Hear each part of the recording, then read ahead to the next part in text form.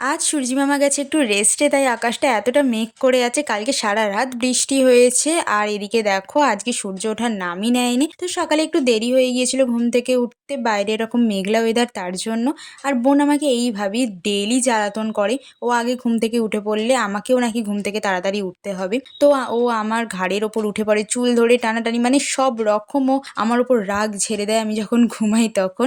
আর এই বৃষ্টির দিনে বাড়িতে হয়েছিল চিকেন, যেটা দারুণ জমে গিয়েছিল। আর এই সময় অনেকেই স্নান করে না, আর আমি সাহস করে শ্যাম্পু করেছি গাইস, শ্যাম্পু। আমি ঠান্ডা এখানে কেঁপে কেঁপে মরে যাচ্ছি, কারণ আমি ঠান্ডা জলে শ্যাম্পু করি, গায়ে হয়তো গরম জল ঢালি, কিন্তু ঠান্ডা জলেই শ্যাম্পু করি। আর আমার না ভীষণ রকম চুল উঠছে, অনেক কিছু ট্রাই করেছি, কিছুতেই কিছু হচ্ছে না। তোমাদের কিছু জানা থাকলে অবশ্যই সেটা কমেন্ট করে জানিও। সন্ধেবেলা বাবা করেছিল চিকেন পকোড়া। আসলে আমি বাইরে পকোড়া কিনে খাওয়া একদমই পছন্দ করি না, কারণ তাতে বেশি বেসম থাকে, চিকেন একটুও থাকে না, তাই আমার একটুও পছন্দ না। বাড়িতেই খাওয়া আমি পছন্দ করি। এরকম আরো মিনি ব্লগের জন্য সাবস্ক্রাইব করে রাখো। Thank you.